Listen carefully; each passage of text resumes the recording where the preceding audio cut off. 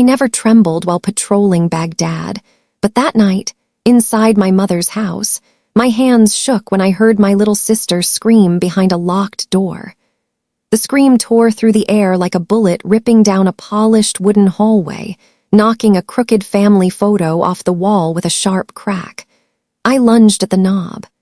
The study, the keys hung right inside, had been locked from my stepfather's side.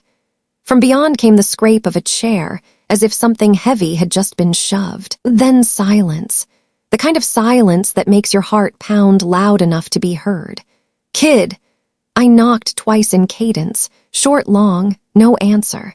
At the far end of the house, my grandfather's old clock struck 12, each chime heavy as a hammer. I thumbed 911 like hitting a PTT button on my radio and gave the address like I was reading coordinates. The dispatcher's calm voice replied, "Units en route." I pressed my shoulder against the door, a steel slide bolt. From inside seeped the smell of strong cigarettes, dark wood, and some cheap perfume I had never once seen my mother wear. Patrol lights splashed blue and red across the curtains after 3 minutes and 13 seconds. I counted to keep myself steady. 2 officers stepped in, hands still hovering at ready. I backed up 1 step, palms open to show I carried no weapon, then raised my military ID out of reflex. "Sergeant Hart, Military Police, Fort Liberty. Someone's inside." I pointed straight at the door. Before I could say more, my stepfather appeared at the end of the hall, hair slick, shirt untucked like a man just woken. He wore the same politician's smile I'd seen in local papers, earnest, apologetic, hollow. "Just a misunderstanding," he told the cops, never looking at me. "The kid had a bad dream. She has a history, just back from deployment, PTSD. My wife's upstairs calming her down." From the staircase, my mother came down, clutching the collar of her cardigan. Her face pale, eyes avoiding mine like chalk smeared on her hands after erasing a board. "History where?" I barked, then hated myself for letting it fly like a stray round. I folded my hands behind me, not guard stance, just to stop them from shaking. I described the scream, the locked door, the response time. The younger cop glanced nervously at the older one. The older looked at my stepfather. "Power has a smell, leather chairs, good whiskey, handshakes at fundraisers, and I smelled it filling my mother's living room." "Ma'am," the older cop softened after glimpsing my name tag. "It's late. You just got back from deployment. We'll file a welfare check. If you need additional help with veteran care, the city's got programs." "Open the door." I cut him off, stabbing at the bolt. "If it's a misunderstanding, he'll open it now." My stepfather pressed his lips tight, glanced at my mother. She gave a nervous smile, mumbling something about keys left on the counter. We circled that farce for minutes, like a play already rehearsed. When the door finally opened, the room was empty. The printer still warm, a half-finished whiskey glass on the desk, everything too neat. My sister wasn't there. He exhaled, flashing a victor's grin. "See, at night sounds echo." My sister appeared at the top of the stairs, hair tangled, eyes swollen, drowning in an oversized hoodie. She nodded at the cops, avoided my gaze, faking "I'm fine, don't worry." But I saw her hands, 1 nail broken, a red mark circling her wrist like it had scraped something rough. That image glued itself in my mind. The cops had enough excuse to leave. They scribbled a few lines, handed me a card, and walked out. The blue and red faded, swallowed by pine shadows, leaving only pale moonlight on the wet brick porch. "You came without telling us," my mother whispered, as if I were the problem. Her voice fragile, about to break. My stepfather wrapped an arm around her, pulling her close like the final bolt on a door. "We need sleep," he said. "This house isn't a barracks, Selena." That word, barracks, snapped me straight. He was right. I was standing at parade rest in my mother's hallway. I loosened my knees, nodded once. "You're right, this house isn't a barracks." I stepped back, eyes locked on my sister. She shook her head once, sharp as a Morse pulse in a blizzard. "Not tonight." I understood. On any battlefield, sometimes you advance, sometimes you withdraw. Withdraw to survive until the storm. I carried my ruck to the porch. November air bit into my lungs, pine, damp rain, smoke from a neighbor's barbecue lingering like a ghost of summer. On the steps, a lone high heel leaned like an abandoned weapon. I sat on the bottom stair, back against the post, listening to the fridge hum through the wall and the living room clock hammering away. At Fort Liberty, 12:30 a.m. is when second shift changes watch. Here, 12:30 a.m. was when I realized. I was standing in a house with an enemy inside, and allies too scared to speak. My phone buzzed. A message from the duty officer. "You checking back in tomorrow, 8:00 a.m. I typed, "Roger, on leave local." Paused, then deleted the line, "Need personal day," like wiping blood off a sleeve. Don't expose weakness. I unzipped my ruck, pulled out my military police challenge coin. Cold, heavy in my palm. I spun it under the porch light, in my head. I mapped it out. Study door, steel bolt, whiskey glass, warm printer, broken nail, red wrist. Each line like an incident log. Final entry, mission objective, protect dependent sister. Identify threat methods, escape route. The door creaked behind me. My sister peeked out, eyes darting like a bird in rain. I looked up, stayed seated, softened my face. She whispered, "Don't trigger him, wait for tomorrow, daylight." Then withdrew like a flame snuffed out. I wanted to pull her in, shatter the ice with one loud truth, but the radio in my head hissed a different order. Hold. Plan at sunrise. Tonight, stay silent. I went to my Wrangler, old beast breathing rain like a tired dog, and sat without starting the engine. In the rear view, the study window glowed faintly, curtains pulled tight. Porch light shadows stretched me into a black sentry. I almost called my buddies, but stopped. I didn't want this turning into barracks gossip. In towns like this, bad news moves faster than supply trucks. I dozed half an hour, woke shivering. On the passenger seat, my MP notebook lay open. I wrote with a shaking hand, 12:27 a.m. female scream. 12:31 a.m. units arrived. 12:34 a.m. door opened, room empty, whiskey glass, printer warm. 12:36 a.m. subject appeared, minor injury signs, broken nail, red wrist. 12:40 a.m. units cleared. At the bottom, I underlined 3 times, enemy disguised as model citizen. The hardest battles are the ones no one believes exist. In the military, we're taught to survive the gap between orders and action. That gap tonight was the driver's seat trembling under me. A gray cat darted across the neighbor's lawn, paw prints trailing on wet brick like handwriting no one would read. I thought about every door I'd kicked overseas. Cheap wood, thin steel, weak locks.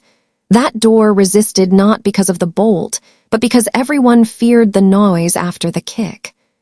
I leaned back, closed my eyes, inhaled sharp like cordite, burning, but it clears the head. Tomorrow I wouldn't kick doors. I'd do what I do best. Open case files, gather data, follow traces, isolate. I'd log every crack in this family wall and lay it out as evidence. If they wanted time, I'd drag it onto my side. If they wanted shadows, I'd drag in the light. I wasn't a saint, not a knight. Just an MP who'd learned one thing too well: enemies hate being seen. My phone lit again. A text from an unknown number. "Don't wreck my house, soldier." That word, soldier, jabbed sharp, not daughter, a taunt but also a warning. I set the phone down, clenched the coin until its ridges carved my skin, then added one final note. When he uses my language to threaten me, it means he's already afraid. I started the engine, rolled off the curb, lights off. The night closed like a door. In the rear view, my mother's house shrank to a faint ember. And me, I was on patrol again on a battlefield with no map. The hallway in my mother's house felt like a tiny museum, where every frame told the same story. I was never really part of the picture. In the center hung the wedding photo. White lilies, City Hall, my mother's smile carved into stone. Beautiful but cold. Around it were endless community moments. My stepfather cutting ribbons, shaking hands with city officials, posing with the high school football team. I walked slowly past each frame, the old wooden floor creaking like it resented my footsteps. At the turn of the hallway, a rectangle of dust marked the outline of a picture recently removed. In investigations, sometimes absence speaks louder than presence. I logged it in my head. Frame missing, ask why. My eyes dropped to a glass cabinet, a silver Zippo engraved KR, my grandfather's old firefighter patch, and my father's purple heart in a velvet box. Cold as those pre-dawn PT runs back at Fort Drum. I pressed my thumb to the lid, felt a thin current run through me. Proof that something of mine still existed here, even if the house itself had long since switched owners in spirit. 2 fragments of memory cut sharp. Junior year, Friday night lights. I screamed myself hoarse from the sidelines while my mother stood apart, her arm hooked through my stepfather's, smiling at a reporter. Then Christmas senior year. The watercolor set I bought for my sister sat forgotten behind the armchair, while the coffee beans I picked for my stepfather were praised as the perfect gift. Small details, but years later they still sting like shrapnel left under the skin. I don't need long flashbacks. Just these flashes remind me why tonight I cannot back down. I stopped in front of the study. A thin scratch ran along the wooden frame, just deep enough to catch my nail. I pressed my thumb and fit perfectly, like a puzzle piece. They could wipe footprints with a rag, but violent habits always leave microscopic film. Under the staircase, I fished out a whiskey cap that had rolled deep, with a short brown hair stuck to its rim. I wrapped it in tissue, pocketed it. This wasn't CSI, but I wasn't blind either.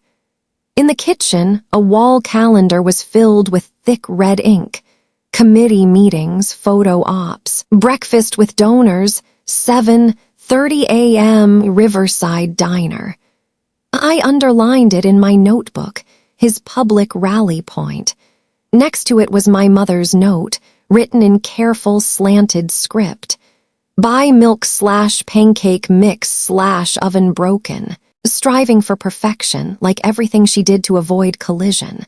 I wanted to write underneath, call your daughter. I didn't. My job wasn't to fix feelings, it was to build a case. A ping from the unit group chat lit my phone. Weekend BBQ. On duty bring gear, off duty bring pie. I stared at the words like a window into another world. The smell of ribs charred at the edges, Johnny Cash playing loud, belly laughs after dumping M4 mags at the range. That world waited intact. To get back to it, I had to finish this campaign first. Crossing the living room, I spotted my J-Rock photo, cap squared, eyes forward, shoved to the lowest row. Above the mantel, only my stepfather's award photos stood tall. The one photo of me with airborne jump wings was missing. Instantly, I thought of that empty rectangle on the wall. Nothing in this house just happens. Every frame was curated to tell one story. I wrote in my notes, airborne photo missing, cross-check garage/attic. From the stairs, my sister appeared, hair messy, hoodie drowning her. She didn't speak, just tilted her wrist enough for me to see a fresh red mark. To anyone else, a casual move. To me, a signal. I gave a small nod. A minute later, my phone buzzed. She'd read my text. I had written, 9:00 a.m., cafe across library, 10 minutes, safe. The read receipt appeared. Then silence. On this battlefield, language had to be stripped to code. I opened my ruck and placed my MP Challenge coin flat in my palm. Objectives filled themselves in like a mission form. Objective, protect dependent sister. Ow, civilian terrain, legal and political risk. Enemy, network called my unit, manipulated local cops, swayed public opinion. Support, off-duty MP investigator, neighbor's doorbell camera, local press, old lawsuit files. COA, Ascent overnight plus approach past victim. COA B, public confrontation fundraiser. Row, avoid direct clash without independent evidence. I leaned closer to the study door. A faint trace of whiskey. A whiff of perfume that wasn't my mother's. I'm no saint, but my nose remembers the officers' club bar and hallway meetings. I walked back to the kitchen, poured water, opened and shut the dishwasher, task-checking ritual to keep my mind aligned. I wouldn't kick doors tonight. I'd wait for daylight, when neighbors' cameras run, when cafes open, when people speak truth thinking everyone else is too busy to listen. My phone buzzed again. Unit update. Training update 8:00 a.m. I typed back, Roger. Then another ping, this one from an unknown number, just 4 words, don't wreck my house. I stared long enough for my pulse to settle back into tactical rhythm, screenshotted it, and saved it into a folder, case homefront/threat log. In the military, threats aren't scary. It's when they vanish from the record that you should worry. I stepped onto the porch. Air sharp, clean like a training field after rain. The street asleep, power lines scratching faint lines across the night sky. I remembered the drilled lesson. Slow is smooth, smooth is fast. This op would need that rhythm. I started the Wrangler, headlights off, eased back from the curb. In the mirror, the study window glowed faintly, curtains drawn like eyelids pretending sleep. I let the engine idle, opened my notebook, and sketched the timeline. 12:27 a.m. scream. 12:31 a.m. patrol arrived. 12:34 a.m. door opened. Room empty, printer warm, whiskey glass. 12:36 a.m. subject appeared, broken nail, red wrist. 12:40 a.m. patrol cleared. 12:55 a.m. whiskey cap plus hair. 1:10 a.m. donor's calendar. 1:20 a.m. threat text. At the bottom I wrote, enemy loves the spotlight, meet him under it. I glanced at the neighbor's porch. Brand new smart doorbell, black frame, lens pointed right at the shared walkway. Tomorrow I'd knock, bring donuts and an old MP card. Americans open up easier with coffee and a decent story. As always, I'd keep my voice low, words measured, just enough to ask for a short look at one specific time window. Once, a whole neighbor watch network helped me catch a catalytic converter thief. This town wasn't so different. A gust pushed pine and mist into the cab. I added to my notes. 9:00 a.m. sister library. 7:30 a.m. Riverside donors. 8:15 a.m. 24 HR Cafe Ascent, lawsuits plus local news. Minimal plan enough to keep me aligned in the morning. Campaigns aren't won by knockout punches, but by 10 small steps placed right. Before leaving for good, I sent my mother a short text. Swing by in the morning to grab some stuff. No good night, no fight, just 11 words enough to crack a door. Then I shifted gear and rolled out. In the mirror, the house shrank to a yellow square of light. I wasn't praying for miracles. I needed evidence. And I'd get it from a wall of photos, from the empty space of a missing frame, from devices that remember everything. Tonight I didn't carry a rifle. I carried what makes me MP, memory, discipline, and the habit of keeping record. At Fort Liberty, 12:30 a.m. is when shifts rotate. Here, 12:30 a.m. was when I rotated my own post, from invisible daughter to homefront guard. Tomorrow would begin with black coffee, a neighbor's hello, and one button pressed play. Then Riverside Diner, where my stepfather thrived under the morning news spotlight. Light exposes, and men who thrive in darkness always squint at dawn. I'd be waiting.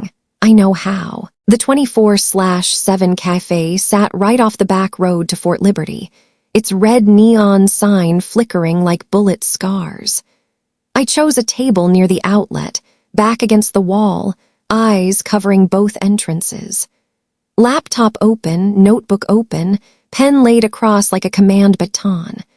I kept one earbud in, the other out, a habit from patrols, always leaving one side clear for sounds behind me.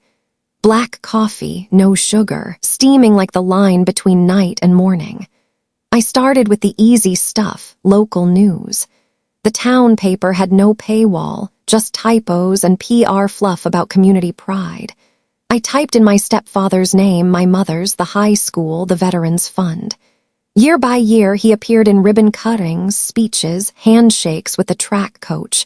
One article from 3 years back, City honors Coach L for contributions to youth.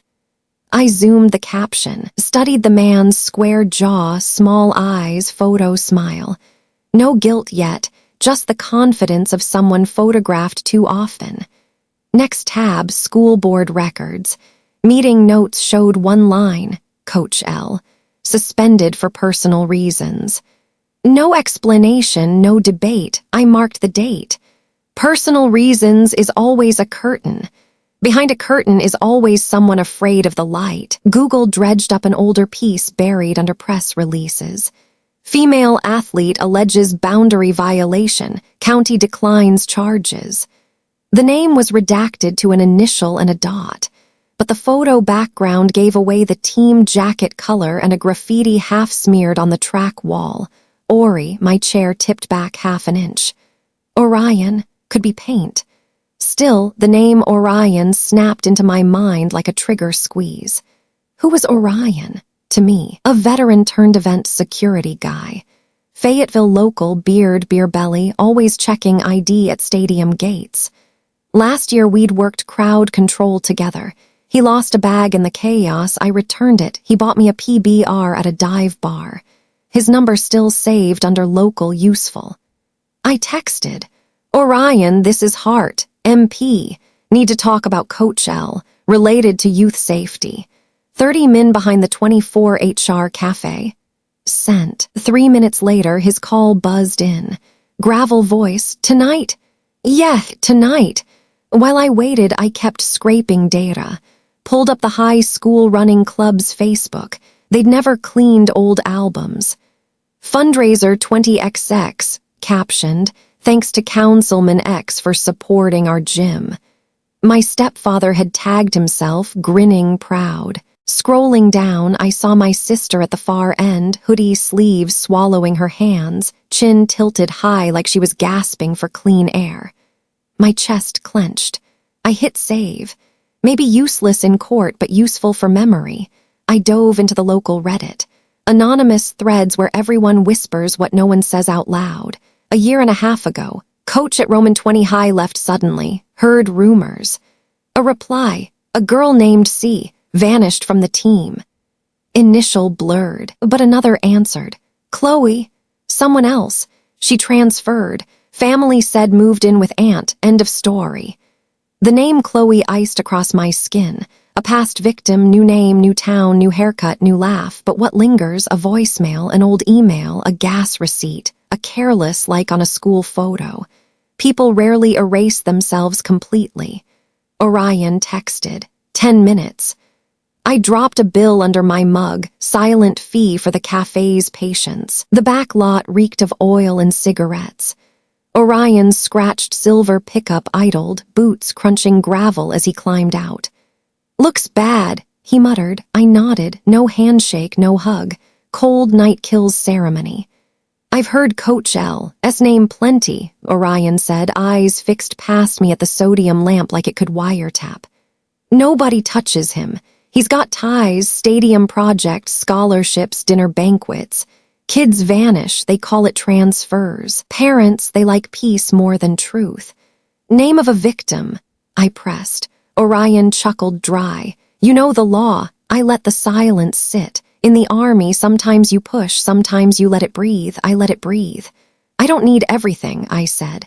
I need a trail, a route to someone willing to speak, any voicemail, doorbell cam, teammate who might message anonymous. Orion fidgeted like flipping a pocket knife. Got this. He handed me a wrinkled note, a phone number scrawled, 2 words, X-Steam. Underneath, Left town 2022. A lead as thin as a hair stuck to a whiskey cap. Could get messy, he warned. Folks here hate snoopers. I'm used to being hated. I slid the note into my logbook. He lit another cigarette, blew smoke sideways. One more thing, you didn't hear it from me. Tomorrow breakfast at Riverside. Big donors, lots of cameras, he'll be there.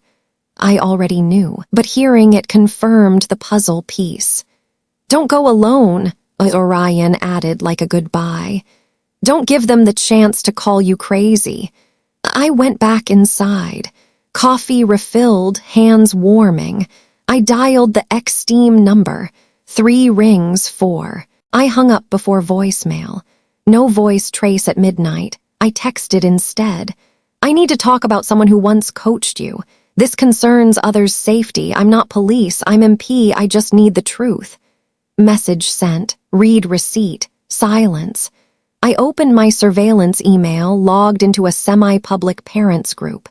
Searched keywords. Coach. Suspended. Transfer. Found fragments, frustration, hints, no names. One mother wrote, "My kid quit because she couldn't take the discipline. Don't ask more." Profile open more than most, photos of her daughter, medal slung around her neck. In a caption, someone had tagged KHLO before deleting. Screenshot. Saved. The trail glowed faint in the dark. Chloe C. X-Steam left 2022, changed name. Buzz, unknown number. Who gave you my number? My spine straightened. I typed, a man who once worked stadium gates. I only ask one thing, was anything ever recorded? A voicemail, audio, photo. 3 dots blinked, vanished. 5 minutes dragged like rope pull drills. I pressed the MP coin in my pocket, edges biting skin. Finally, there's a voicemail. I never play it again. Don't call me victim. I don't want in. I answered, I won't call you a victim. I'll call you a witness. If you send it, I'll lock your name. I promise nothing but this. It won't vanish again. Pause, then, morning, once, only once. I typed, copy. I leaned back, eyes closed 3 seconds. Heart slowed from 120 to 90. Checklist scrolled in my mind, extract metadata, encrypt, build timeline. I wouldn't break what someone fragile was about to hand me. I knew the feeling, shame trapped in a voicemail box like a bird in net. You want to burn it, but someday it might save someone else. I circled back to Coach. Dug archives, found a 4-year-old headline. Track team sets county record. Group photo, Coach L. In the center, arms over 2 girls, one face tight like holding breath. In the corner, my stepfather buttoned suit jacket, smiling wide. 2 men, 2 orbits of power crossing at a track, pretending not to leave marks. But marks exist, in the way a girl angles her body, hides her wrists behind her back. Chair scraped nearby. A man in a city hall polo glanced at my screen. Quick key combo, tab vanished, football news popped up. You a fan? He asked. Whoever wins, I said flat. He chuckled, left.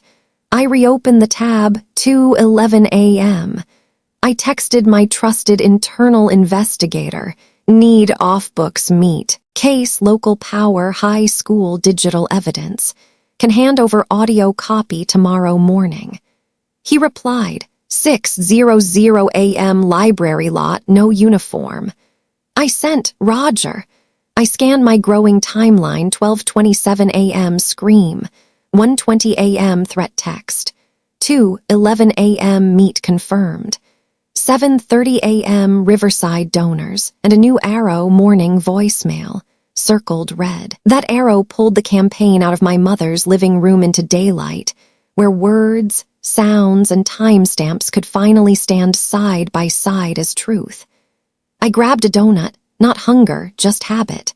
Always bring sweets when knocking neighbors' doors for camera footage. In America, kindness often comes wrapped in sugar. Tomorrow I'd start with house 142, new doorbell cam, view straight over my mother's porch.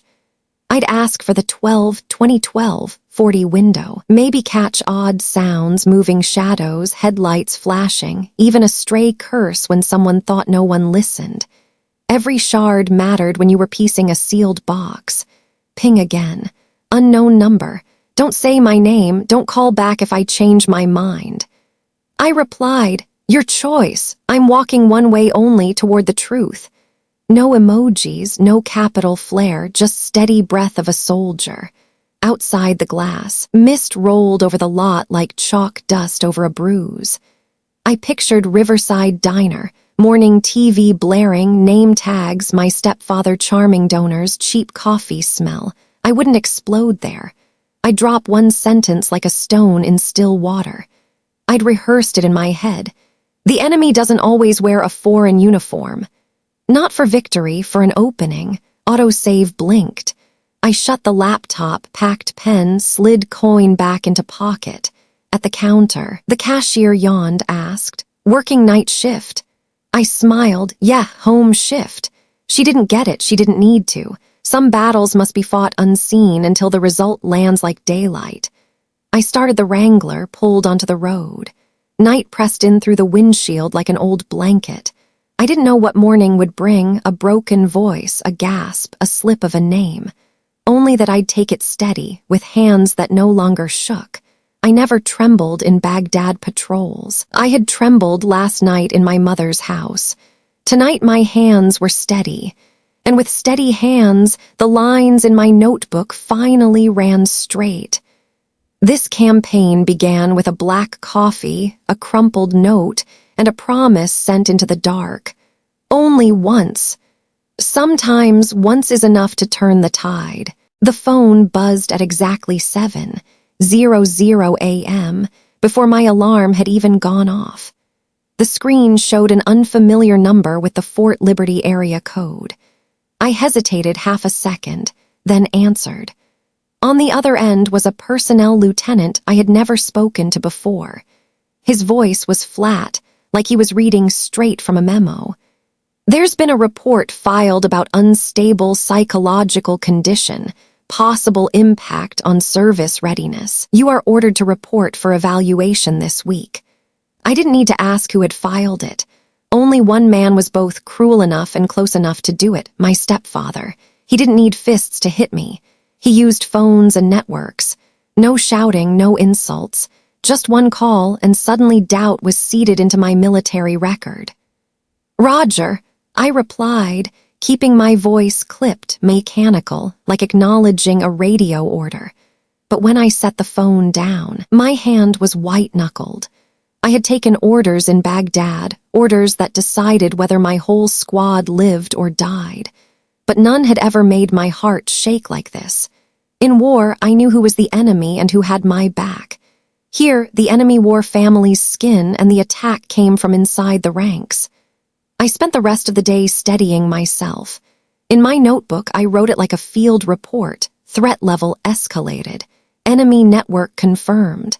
Counterattack pending. Just words on paper, but I knew this wasn't private anymore. This was a home front battlefield. By evening, I drove back to my mother's house for dinner. The road was painted orange by sunset, but to me it looked like the dusty patrol routes outside Kabul, every dark corner holding the possibility of an ambush. Tires hummed on asphalt. My heartbeat kept pace. The house greeted me with cooking smells, burnt spices mixed with the damp chill of the old AC. The living room lights were on. The hallway walls still held the photos I hated. My brother holding a football trophy, my sister in her graduation gown, my mother smiling weakly beside my stepfather. Not a single photo of me in uniform. I walked past them like walking past the flags of a country I no longer belonged to. The table was set. A pot of soup sat in the center, grease shimmering on the surface. My mother hunched over the rice, scooping carefully as though each grain might spill. My sister sat silent, hair falling across her face, stirring her spoon in the soup but never lifting it. At the head of the table sat my stepfather, tie loosened, top button undone, a glass of red wine in hand. He smiled as I entered. "Aelina's back," he said, voice smooth as burnt sugar. "Your mother cooked plenty. Eat up, build strength.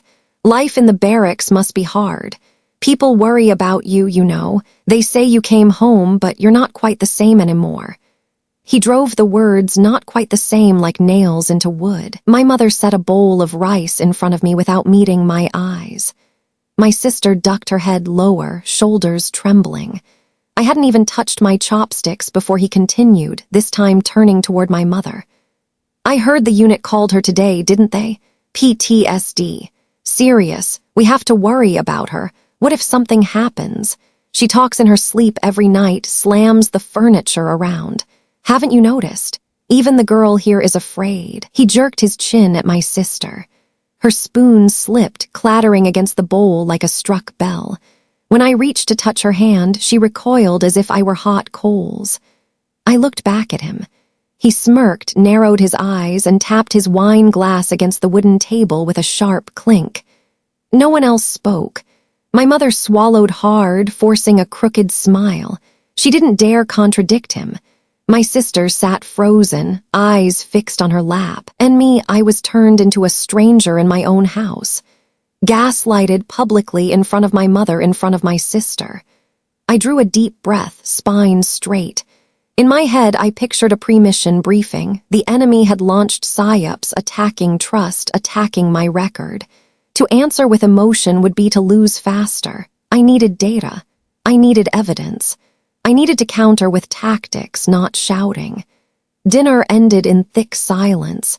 My stepfather rose, patted my mother's shoulder like a victor consoling the defeated. See, she needs help. I'll handle it, don't worry. Our family has to keep its image.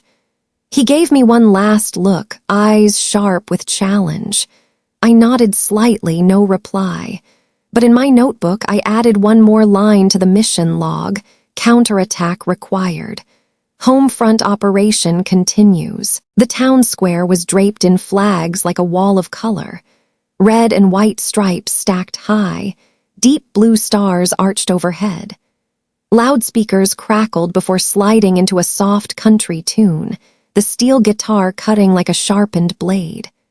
The Veterans Fundraiser looked the same every year. Long wooden tables covered in checkered cloth, clear donation jars, name tags pinned neat, handshakes held just long enough for the photographer's flash.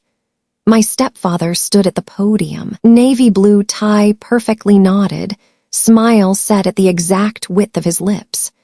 My mother hovered nearby, clutching flyers, her eyes restless like a bird watching storm clouds gather.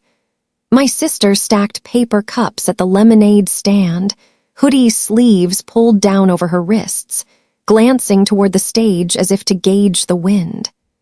I had arrived an hour early, chosen a spot against a lamppost at the edge of the crowd where I could watch everything. In my backpack, a USB with a copy of the voicemail, 2 printed chain of custody logs I'd written myself, an encrypted hard drive, and the MP baton I'd kept stowed since leave began. Before stepping into this public battlefield, I had done every ritual drilled into me, generated a SHA-256 hash, logged time and place of receipt, digitally signed each record, sent a backup through encrypted mail to my investigator, scheduled handover of the hard copy for the next morning. I wasn't a detective, but I was a soldier. Anything important deserved a guard on duty. As the MC cleared his throat, autumn wind carried the smell of roasted corn across the brick square. My stepfather's voice rang smooth through the speakers. Thanks to donors, a sermon about youth as our future. The word "we" struck like a steady drumbeat. People clapped.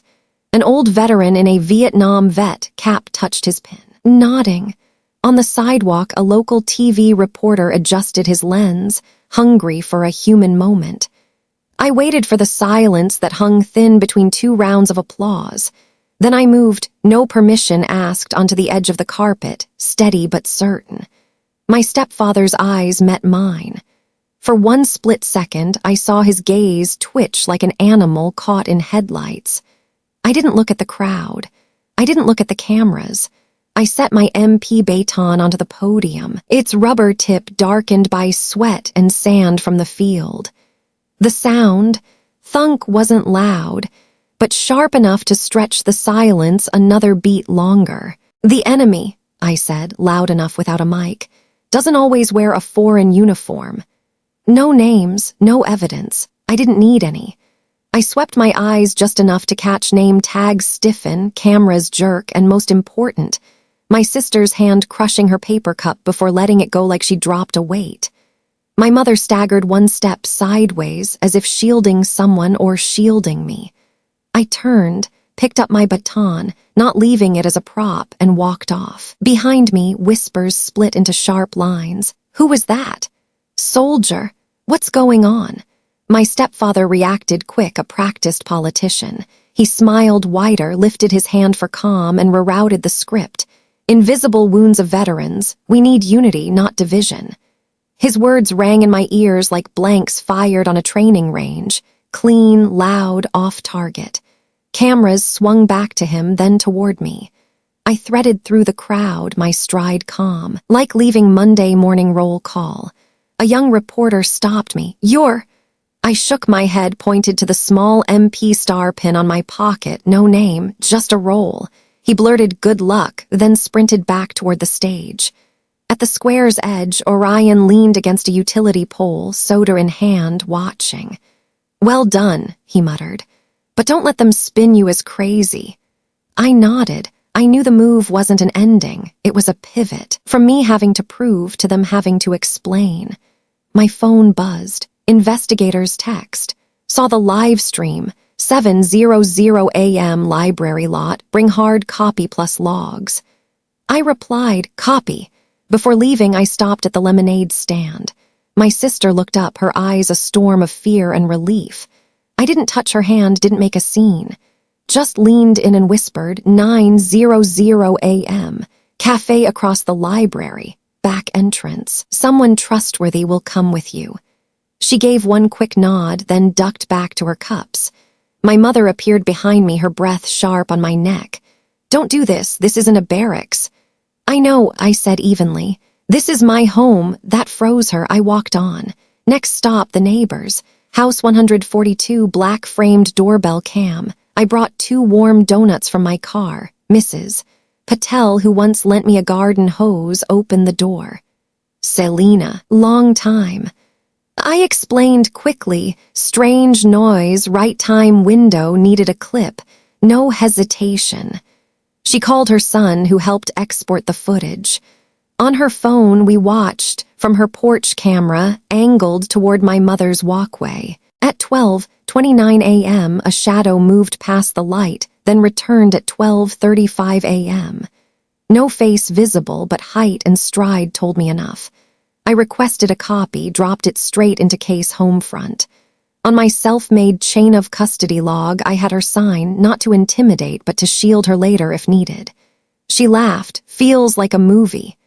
I answered, "I hope the ending feels like one too." At the car wash down the block, I asked the manager for a snippet. All we got was headlights sweeping across a far wall at the right time. Thin evidence, but still a shard. Back at the cheap motel by the highway, I turned the desk into a command table. Laptop, hard drive, notebook, highlighters. I replayed the voicemail, this time with noise-canceling headphones, layering static over static. 3 details stood out. Faint background music, same playlist my stepfather always played. The clink of glass against wood could match his desk. A short metallic click like a latch bolt. I logged each timestamp, each audio clue. Not forensic proof yet, but enough to guide the lab if this reached formal case status. Phone rang. Unknown number. Male voice, tight with anger and fear. "What do you want?" "I want girls not to learn silence," I said. "I want my sister to sleep without fear." He gave a bitter laugh. "You're destroying your career." My teeth pressed until they touched. "My career is protecting the vulnerable. As for you, call a lawyer." I hung up first. Screenshot. Threat log updated. I drafted a summary for my investigator. Evidence catalog, voicemail, Patel's doorbell clip, audio notes. Public action at the fundraiser, subject's reaction, legal risk. He'd already called my CO. Proposed next step.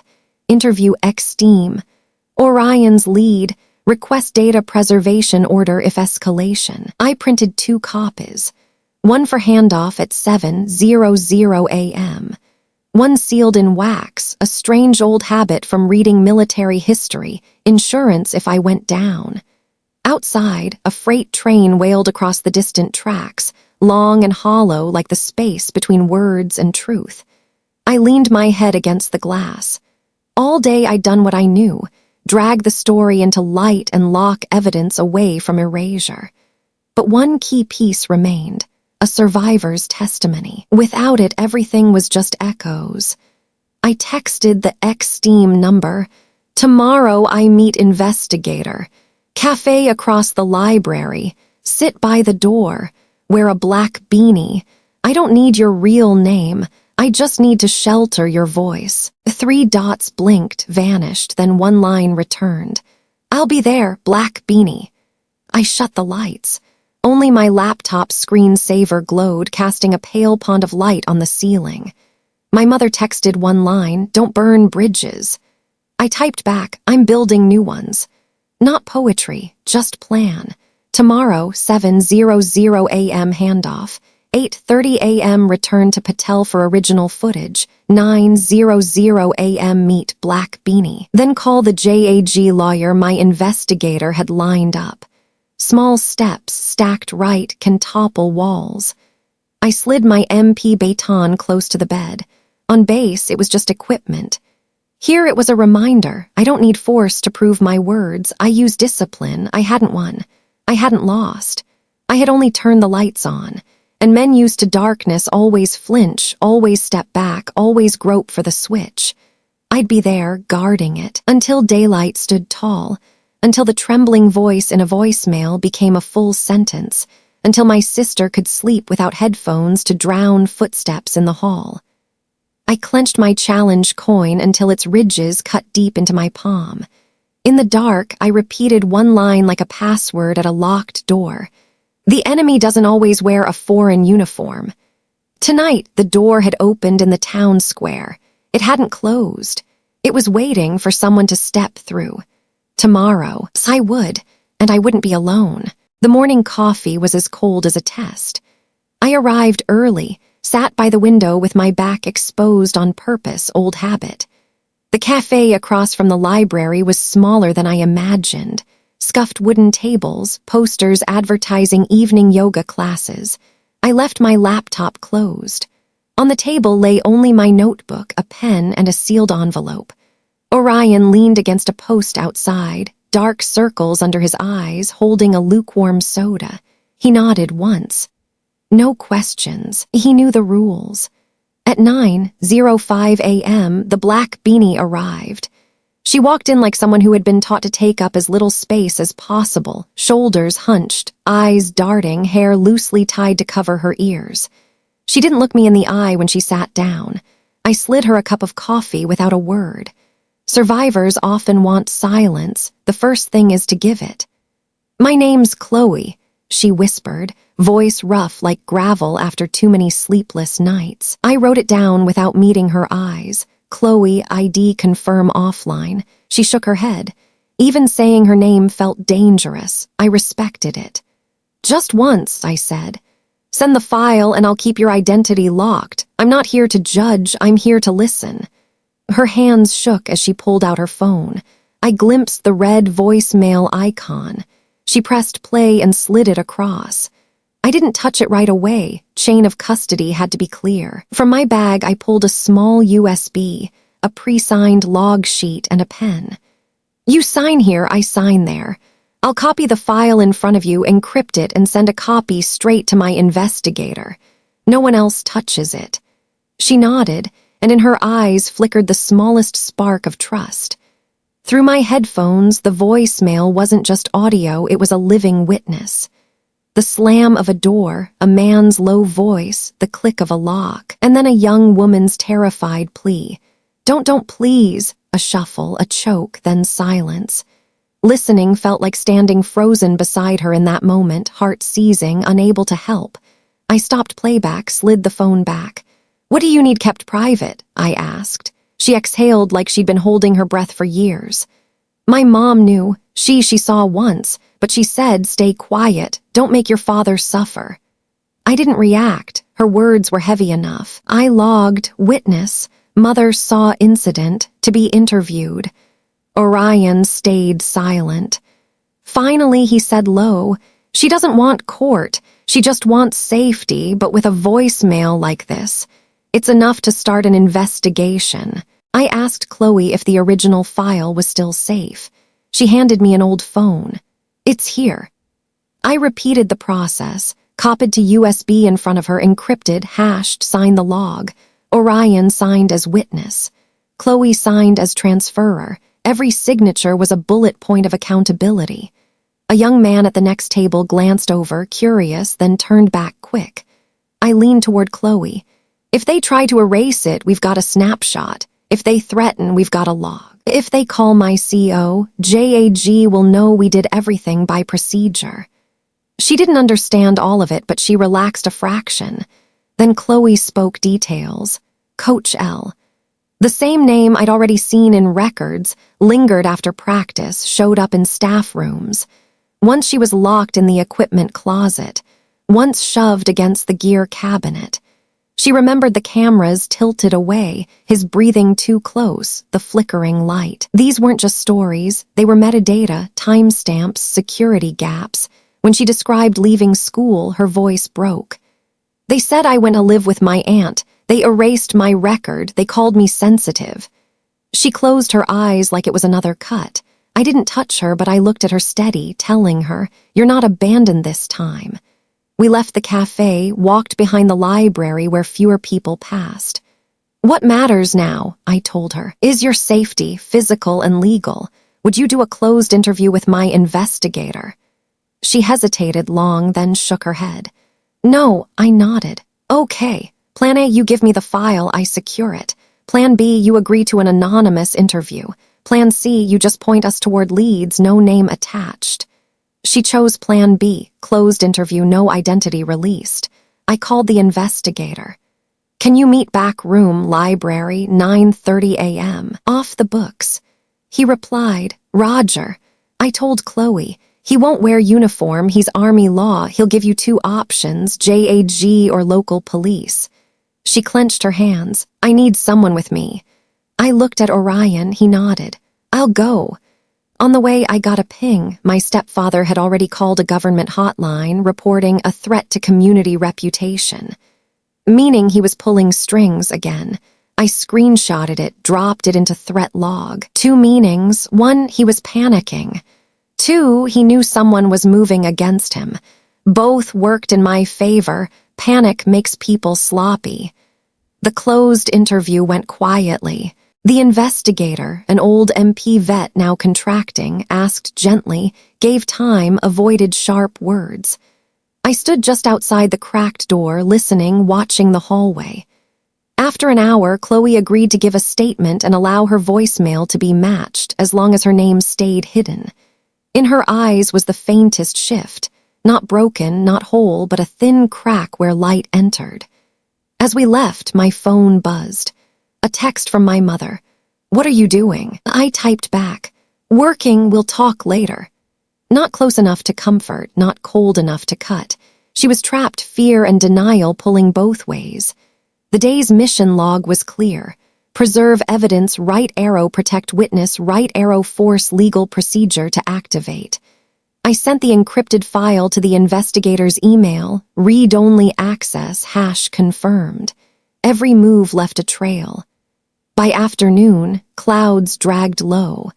I sat in my car outside my mother's house, engine off, staring at the siding. Half this battle was waiting for others to do right. The other half was pushing until they had no choice. Chloe had given us the most precious thing, a voice recorded. We still needed more, camera backups, erased logs, silent colleagues. But today the case had stepped onto a legal track.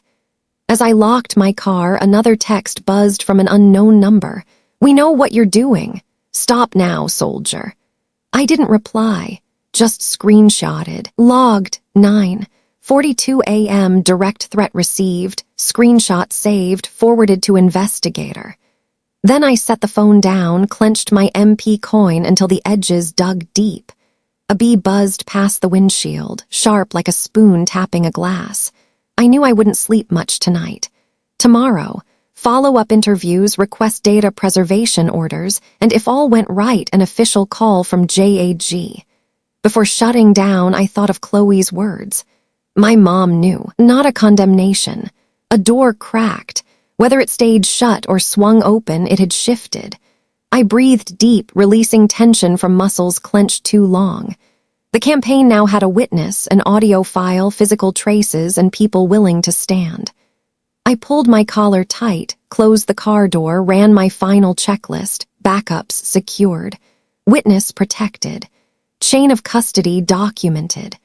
Above, a faint star broke through the heavy sky like a promise. Truth was coming, and when it did, I'd stand inside its light. City Hall had never been this packed. Even outside the doors, reporters crowded shoulder to shoulder, cameras on their backs, microphones stamped with local station logos. Flashes popped, papers rustled, whispers strung tight like guitar wires. I walked the stone hallway lined with portraits of past council members. The smell of varnish and damp paper mixed with stale coffee from the security desk reminded me of night patrols in Baghdad, familiar space, but never safe. The hearing room was upstairs, high ceiling, cold fluorescent lights. A long U-shaped table filled the center. At the head sat my stepfather, navy suit, red tie, an American flag pin gleaming on his lapel. Behind him stretched a giant banner, Integrity and Community First. The irony almost made me laugh. This was the man who had turned my own home into a battlefield, now sitting under the word integrity. The public seating was jammed full. I spotted familiar faces. The old man from the diner counter, mothers whose kids went to school with my sister. Some looked at me with sympathy, others shook their heads in doubt. To them, I was still the MP soldier who went to war and came back unstable. That was the label my stepfather had glued on me, and tonight I had to rip it off in front of them all. The chairman opened the session with a flat voice. Then it was my stepfather's turn. He rose, wide smile, holding the microphone in both hands like a preacher at Sunday service. Ladies and gentlemen, I've served this community for 20 years.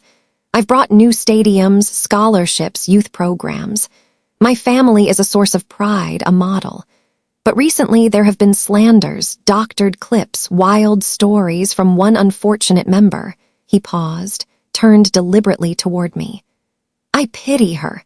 She was once a brave soldier, but no one comes home from war unchanged. We must show compassion, but we cannot let an unstable mind drag our community's honor into the mud. A few people clapped weakly from the back. One reporter nodded, typing fast.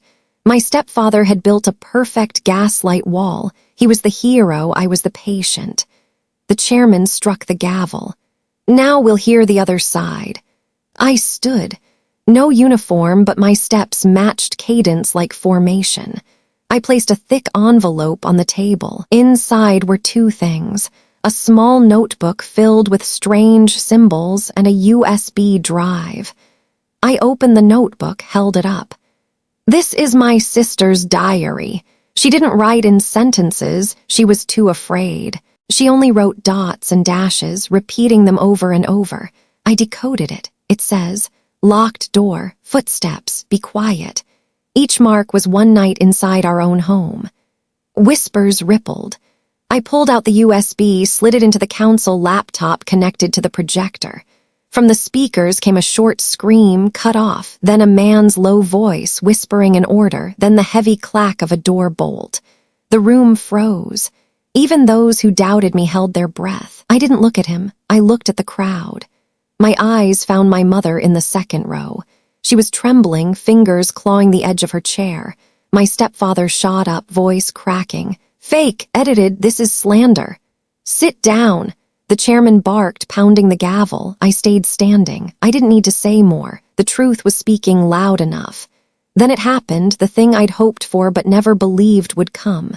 My mother rose. At first she shook like she meant to flee, but then she drew one long breath and spoke. "I heard it," she said, voice breaking. "I saw it not once, for years." She stopped, eyes red, scanning the room for something to hold on to. I stayed silent, because I was afraid he would cut off all the money, cut off every friend, destroy my life. I let my daughter suffer. I was wrong. The room erupted, gasps, camera shutters, murmurs racing. A committee member covered her mouth. A female reporter behind a lens wept. My stepfather whipped around, face flushed red. "You betray me," he roared, his polish gone. My mother lifted her chin, steady for the first time. "No, I betrayed myself, and I stop today." The chairman banged the gavel again and again. "Order, order." Then he declared, "With physical evidence, a witness statement, and public admission, this committee will recommend a criminal investigation." I drew a deep breath. Not victory, not triumph, just the relief of hearing the all-clear siren after incoming fire. I knew there would be trials, lawyers, months of grinding, but the door had opened. The gaslight wall had cracked. My mother sat down, face drawn but eyes lighter. In the last row, my sister finally looked up at me. For the first time in years, she didn't look away. I nodded once, a silent promise, battle buddy. Your watch is over. Mine begins. I walked out of the chamber, flashes firing behind me. I didn't stop. I didn't need to answer. The truth had found its voice, and this time no one could smother it. The morning after the dinner, the local paper ran a tiny column on the side. "Councilman under investigation after allegations." By noon, the headline was bigger. Photos of the fundraiser stage, my MP baton laid on the podium, the live stream clip, all of it spread like oil on water. Social media twisted, exaggerated, argued. I was used to people looking at my life through a narrow frame, but this time the frame didn't hold me. It held evidence. What we were after wasn't personal revenge, but procedure. Reports, statements, data sealed, evidence preserved. JAG worked cold but precise. They didn't judge feelings, they judged process. I laid everything I had on the table, hashed files, the voicemail copy, Patel's signed statement, the doorbell clip. When one lawyer asked for a timeline, I opened my notebook and pointed line by line. 12:27 a.m. scream. 12:31 a.m. patrol arrived. 12:34 a.m. room empty. 12:36 a.m. sister appeared. 1:20 a.m. threat text. 7:30 a.m. Riverside. 6:00 p.m. fundraiser. 9:10 p.m. clip. Numbers cold alone, but strung together they formed a machine. They started calling people. Chloe agreed to give a closed statement under anonymity. JAG applied witness protection procedures. My mother was summoned. At first she stammered, eyes darting toward my stepfather. I had braced for two possibilities. She would deny, or she would cry and fall silent. I hadn't expected what she actually did. She stood in front of the city committee, looked my stepfather in the eye, and admitted it. Her words fell like a stone in still water. She recounted fragments, his outbursts, the times he cut her off from friends, the way he threatened my sister. She didn't use the word abuse at first. She spoke in short, halting sentences as if reading diary scraps. But at the end she said it straight. "I covered it up, I was afraid." Not for forgiveness. She spoke like someone lifting a shackle. The crowd went silent. Some walked out. Others stared. My stepfather turned pale, mouth opening without sound. Her admission didn't erase the pain, but it did one crucial thing. It yanked the matter out of family rumor into legal responsibility. The prosecutor summarized firmly. Charges could include harassment, abuse of power, and if evidence stacked enough, criminal counts involving a minor. I listened without cheering. Law is long and cold. Truth doesn't turn into justice overnight.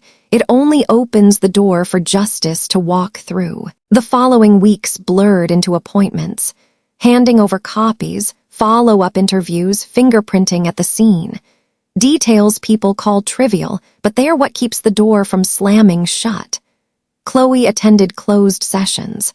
My sister got therapy through a youth program. She began drawing, first messy lines, then faces with big eyes saved by bright colors. Each painting she hung in the living room was a shard of recovery. Reporters swarmed my mother's porch. I had braced for that too. I didn't mind the lenses. I demanded my mother do the one thing she owed, answer with truth. Truth might sting, but it heals more than silence. On TV, she limped through interviews, words stumbling but clearer each time. People called her coward, called her late. I saw something else. Speaking was her first step out of the cage. My stepfather was placed under administrative detention. One morning they came quietly, no drama, no Hollywood sirens. That's how law works. When cuffs locked around his wrists, something shifted inside me, not triumph, not pity, but completion. I hadn't fought for vengeance. I'd fought for safety, for my sister, for Chloe, for kids who didn't know how to call for help. Now the file sat on the prosecutor's desk. Maybe there'd be trial, maybe not, but it was recorded. That was enough. Then came the healing. Slow, uneven. My mother quit her part-time job. We moved out of the big house, not running, just ending the place where fear had lived too long. My sister transferred schools, took art classes. My mother found work at a small bakery near base, kneading dough as if kneading her past back into shape. My father's Purple Heart still sat in the cabinet, but no longer beside someone else's photos. We rearranged, rehung, even placed my old J-Rock picture. Not for show, but to remind ourselves life has more than one face. My stepfather's chapter wasn't closed. Court might end a case, but life keeps writing lessons. My mother didn't ask forgiveness, and I didn't force it. Forgiveness is the victim's right, not the abuser's entitlement. I drew a boundary, wrote it in a letter, told her never to bow her head in silence again. As for me, I stayed in uniform. Not active duty, I transferred to the National Guard. It balanced things. Still training, still weekends in fatigues, but closer to home, able to be present when storms rolled in. Like a deliberate change of watch, not abandoning the uniform, but repurposing it for a different mission, rebuilding a family that could sleep without fear. One afternoon, my sister handed me a drawing. 2 figures under a streetlight, hand in hand, one in uniform, the other holding a paintbrush. In the corner, a small round coin sketched messy but recognizable, a challenge coin. "I drew it," she said, "because you told me I'm your battle buddy." I smiled, eyes wet but no tears.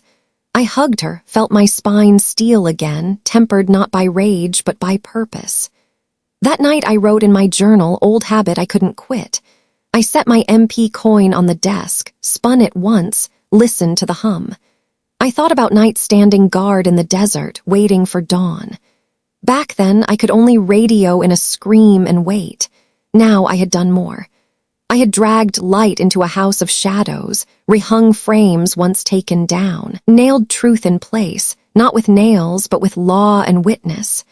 I don't say things are fine now. No, some nights my sister still wakes up. Some days my mother stumbles under public questions. Some weeks I feel the weight of being soldier, daughter, and reluctant family lawyer all at once. But there's one difference. We're no longer silent. And in my military tongue, that's the first victory. A battle doesn't always end in a cheer. Sometimes it ends in a safe whisper. "You can sleep now." I closed the notebook, lit a small candle on the desk, and wrote one final line like a personal report. "Battle buddy. My sister." Not a grand oath, but a quiet promise that I'd stand watch, not just on foreign fences, but inside my own home.